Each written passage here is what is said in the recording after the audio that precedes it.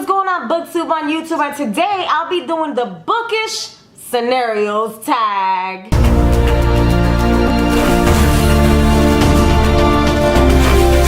So I found this tag earlier today, actually, on my lunch break. I really like to put myself into different scenarios. I saw this one and I was just like, oh my god. Scenario numero uno. You have to get rid of all your books and you can only keep one from each of these genres. Contemporary, fantasy, nonfiction, and any other genre that you're choosing. What books do you keep? Contemporary, it would be Meet Me in Barcelona. Fantasy, it has to be the one I'm reading right now. What else would it be? I mean, it's the only real fantasy book that I like, and it's A Court of Thorns and Roses. As far as nonfiction, I would have to choose Breaking Night. It's a nonfiction. I don't know if you guys seen that movie, Homeless to Harvard. Well, it's that story in a book, and it's really good. And one other genre, that would be You by Carolyn Kepnes. Scenario number two.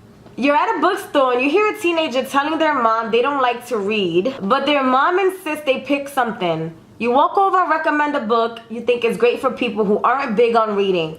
What book is it?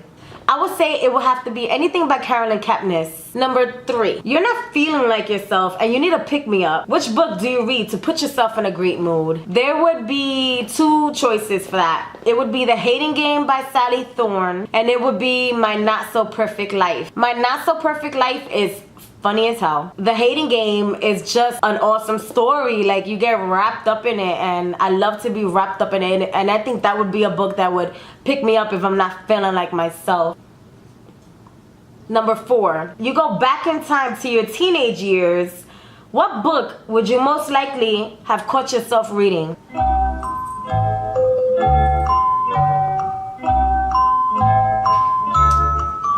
I think I would have been reading Interview with the Vampire by Anne Rice, just because I loved the movie.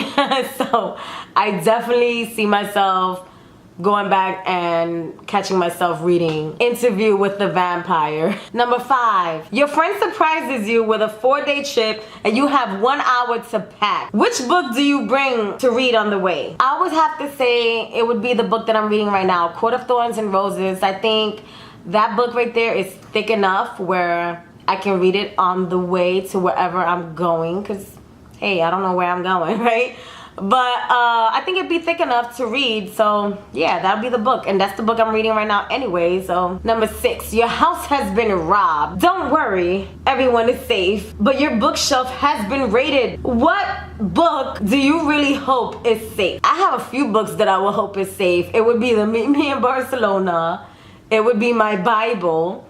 It would be My You from Carolyn Kepnes. And I think those are the ones that I would like to be safe, even though I think I'm supposed to pick one. Number seven, your friend borrows a book and returns it in awful condition. Do you A, just pretend you haven't noticed? Really? Pretend.